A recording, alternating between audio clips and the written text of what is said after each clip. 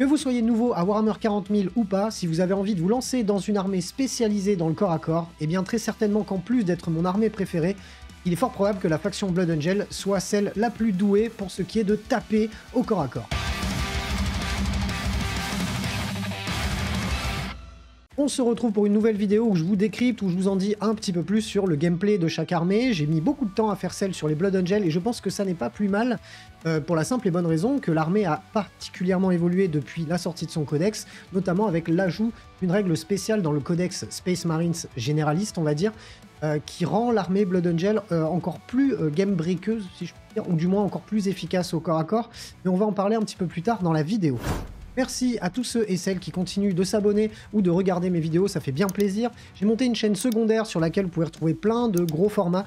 Le nouveau rapport de bataille, d'ailleurs, le premier de l'année, arrive très bientôt. Je compte sur vous pour vous y abonner, je vous mets le petit QR code, que ce soit à l'écran ou le lien dans les commentaires. Comme d'habitude, un immense merci, vous êtes de plus en plus nombreux et nombreuses à commander vos figurines via MyHobbyPlace. N'oubliez pas de cocher la Wargame Room dans votre panier. Ça aide énormément le studio, notamment à produire toujours plus de contenu, puisque c'est grâce à ça, en grande partie aujourd'hui, que le studio existe encore.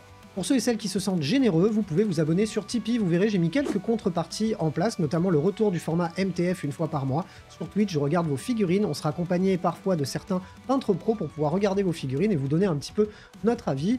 Et pour les abonnés plus, si je puis dire, vous avez la possibilité de gagner des bons d'achat chez MyHobbyPlace tous les mois. Je vous invite à aller sur le lien dans la description ou dans les commentaires, je verrai où je le mets. En gros morceau aujourd'hui, puisqu'on s'attaque au codex Blood Angel. Ça fait un petit moment que j'ai arrêté mes vidéos de gameplay, de liste, etc. pour la simple et bonne raison que la vie fait que. Mais on s'y remet enfin, et je suis assez content de pouvoir faire cette vidéo maintenant, parce que c'est mieux d'avoir un petit peu de recul sur le codex Blood Angel, notamment grâce à la nouvelle règle qui est arrivée par rapport au codex Space Marines. Donc c'est pas plus mal qu'on fasse cette vidéo maintenant. Pour rappel, la règle Space Marines de base, qui s'applique donc à tous les chapitres, Blood Angel, Dark Angel, tout le monde, c'est le serment de l'instant. Ça vous permet, au début du round de bataille, enfin à votre phase de commandement de votre tour, de sélectionner une unité ennemie, jusqu'à la phase de commandement suivante, eh bien vous aurez une relance complète des touches sur cette unité avec l'ensemble de votre armée, ce qui est une très bonne règle, mais ce qui a été assez game breaker de la part de Games Workshop, c'est qu'il y a quelques temps, cette règle a été réécrite. Et du moment qu'on utilise les figurines uniquement du codex Space Marines sans pour autant utiliser les mots-clés Blood Angel, Space Wolves, Dark Angel, etc., on va gagner sur le serment de l'instant un +1 à la blessure, en plus de la relance des touches. C'est compliqué à comprendre, mais grosso modo, si vous jouez Space Marines Vanille, vous avez non seulement une relance des touches, mais aussi un +1 à la blessure. Mais, il y a des petits malins. Je ne fais pas partie des petits malins parce que moi, je n'ai pas réfléchi à la question, je les ai simplement copiés.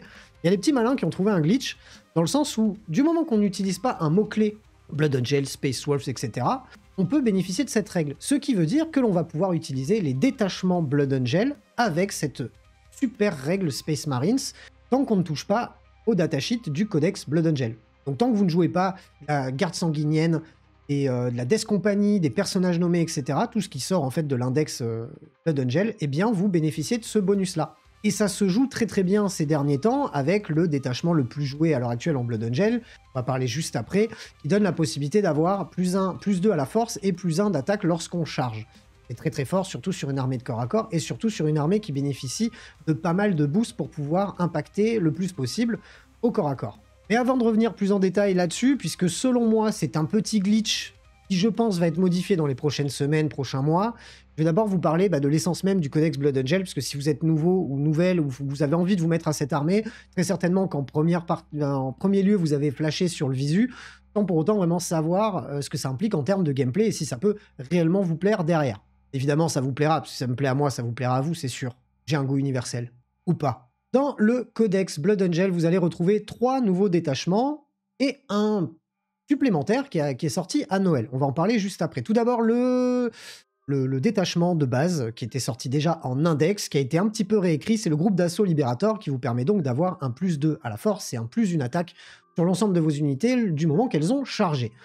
C'est très très fort, pour la simple et bonne raison que ça permet de dépasser certains paliers, même avec les armes les plus faibles en force. Donc c'est très très fort, et surtout lorsque vous la couplez avec la super règle des Space Marines, mais on va pas en parler tout de suite. Dans ce détachement-là, qui est à l'heure actuelle très certainement le plus joué car le plus efficace, ça ne veut pas dire que les autres ne sont pas jouables, mais en tout cas ça reste le plus intéressant puisque dans ce détachement-là, Vous avez aussi des stratagèmes qui permettent d'être vraiment très efficaces au corps à corps. Ne serait-ce que le stratagème de base qui vous permet de faire un advance et une charge derrière, c'est très fort. Ça vous permet même de pouvoir vous désengager et charger dans certains cas. Vous avez aussi un stratagème qui permet de gagner encore plus en attaque et en efficacité au corps à corps.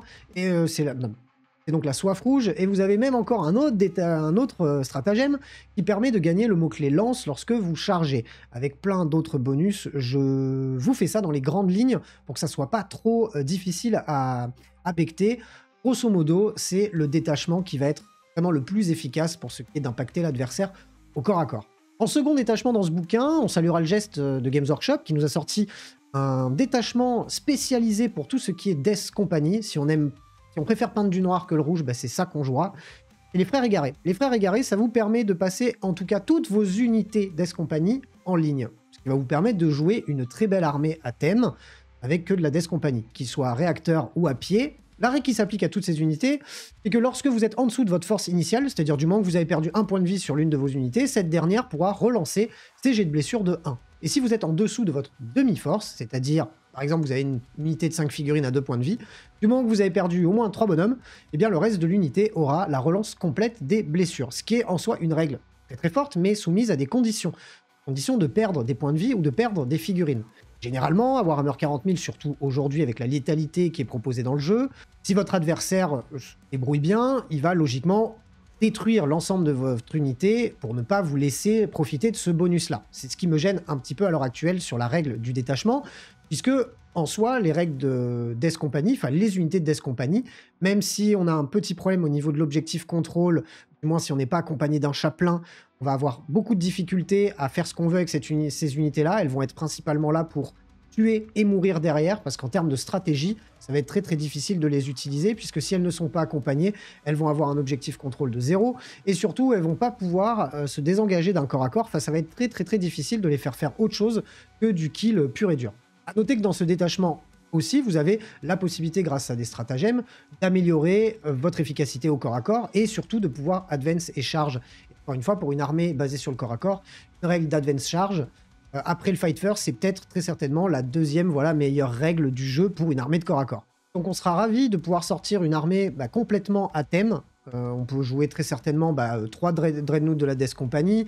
On va pouvoir jouer jusqu'à 6 packs de compagnie à pied avec les bolters, 6 packs de Death Company à pied avec les épées tronçonneuses, et si on veut, 6 packs de réacteurs. Bon, ça ne rentrera jamais en termes de points, mais en attendant, si vous voulez le faire, vous pouvez. On aura ensuite le dernier détachement de ce codex, c'est Lost Angélique. Il est basé, alors moi à la base je pensais qu'il allait être vraiment basé sur les réacteurs, mais les Sanguinary Guard. En fait, ça n'est pas le cas, c'est un détachement qui est basé sur toutes les unités aéroportées du codex, et même donc du coup du codex Space Marines que l'on utilisera dans ce détachement. Et ça en regroupe pas mal, entre les Marines d'assaut à réacteur, les Marines Compagnie de la Mort à réacteur, la Sanguinary Guard, les Vanguard.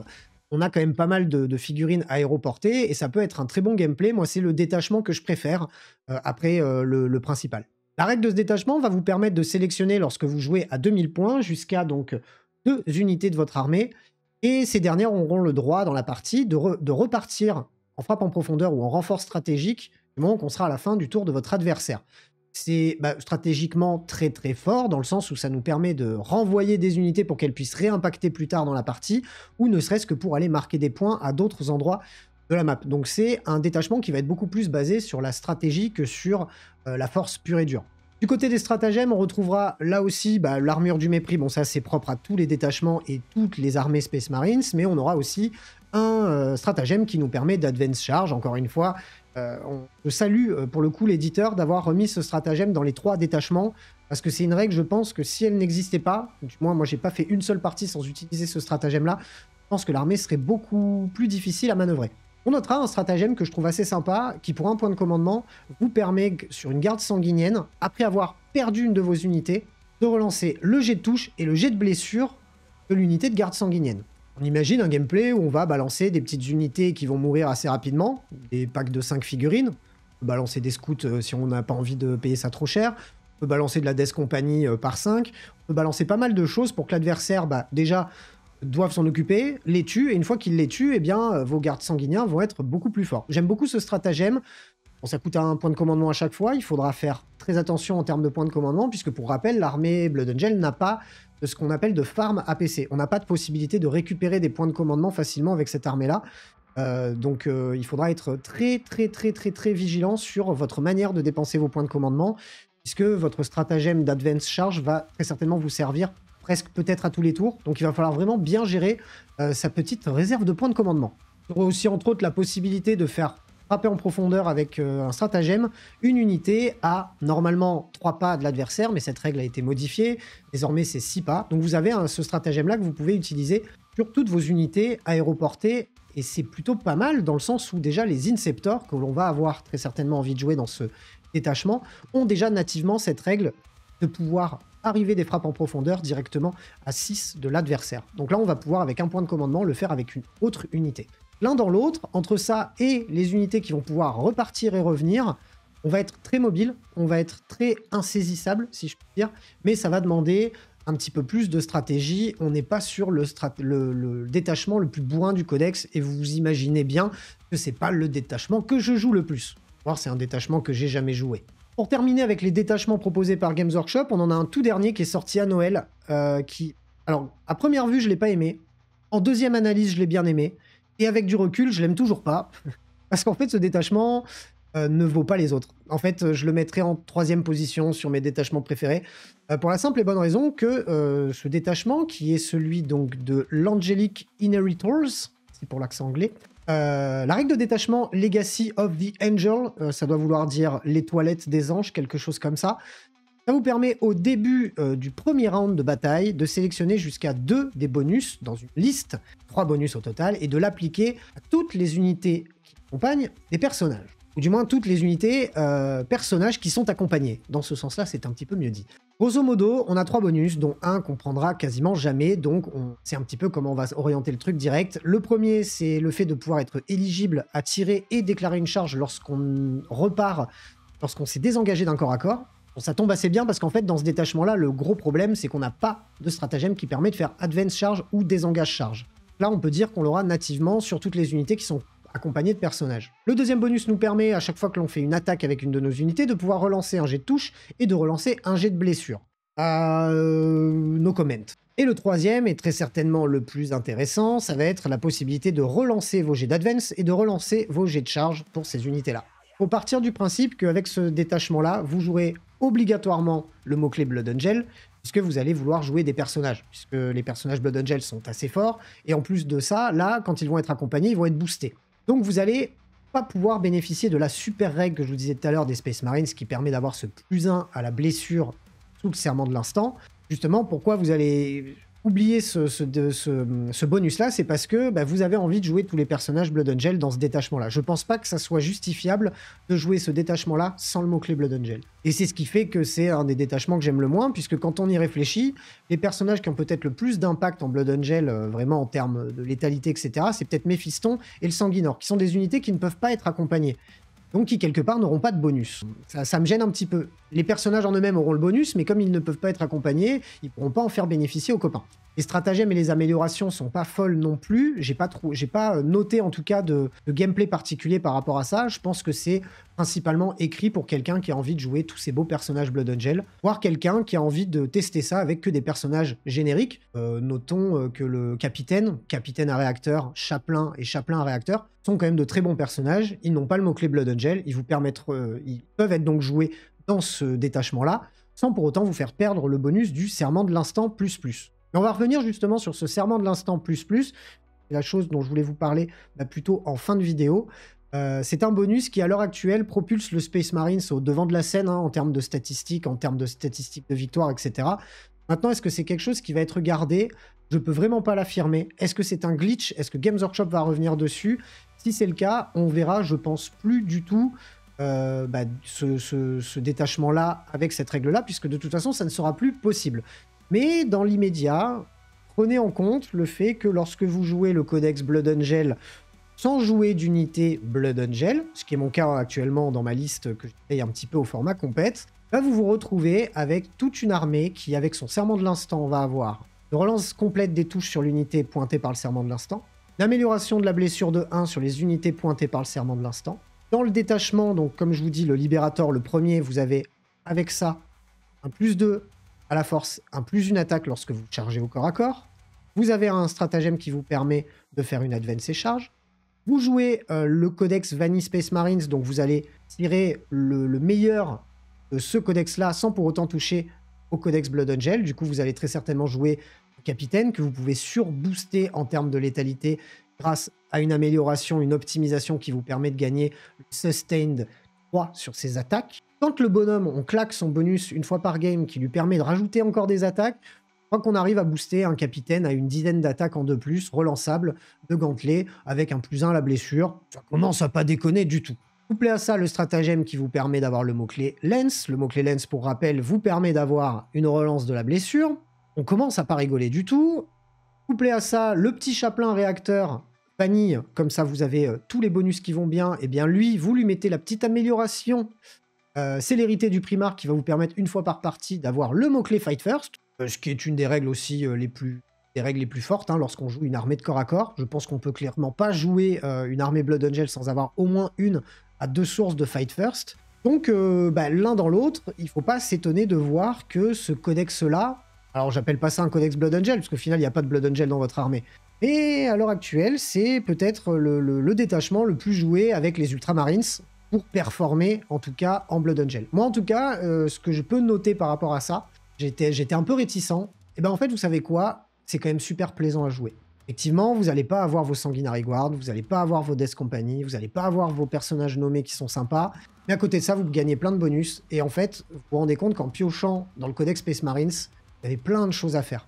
Que ce soit avec des Rivers, des Incursors, des Inceptors, des Space Marines d'assaut à pied, des Space Marines d'assaut à réacteur, les personnages génériques, eh ben on peut se faire une super belle armée, et vous pouvez même aussi aller piocher dans des chars de Space Marines Vanille qui vous permettent de gagner en létalité à l'anti-char et surtout au tir, puisque si vous jouez uniquement ce qui est dans le codex Blood Angel, vous allez cruellement manquer d'impact de tir longue distance et de tir anti-char, même de tir anti-personnel d'ailleurs. Puisque à l'heure actuelle, si vous n'avez pas de backline pour ne serait-ce que protéger vos flancs ou pour pouvoir un peu avoiner de loin, eh bien vous allez quand même manquer d'impact. Et c'est pour ça qu'à l'heure actuelle, ce détachement-là, petits malins ont trouvé ce petit glitch et le jouent principalement là en ce moment.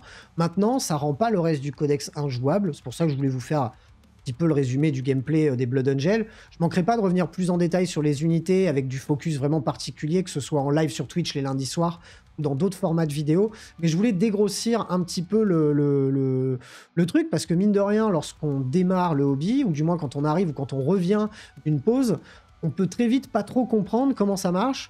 J'ai eu réflexion, hein. Ouah, t'as vu, les Blood Angel redeviennent super forts. Oui, les Blood Angel redeviennent super forts, mais dans une certaine optique de jeu.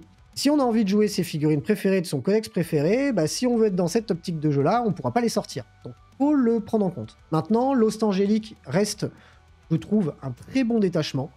Je pense que poussé au maximum de ses capacités, il peut vraiment vous proposer plein de choses très intéressantes. Le détachement Death Company sera très sympa si vous avez envie de jouer une armée à thème. J'ai vu beaucoup de commentaires de personnes qui me disaient qu'ils s'en sortaient très bien avec une armée avec ce détachement-là.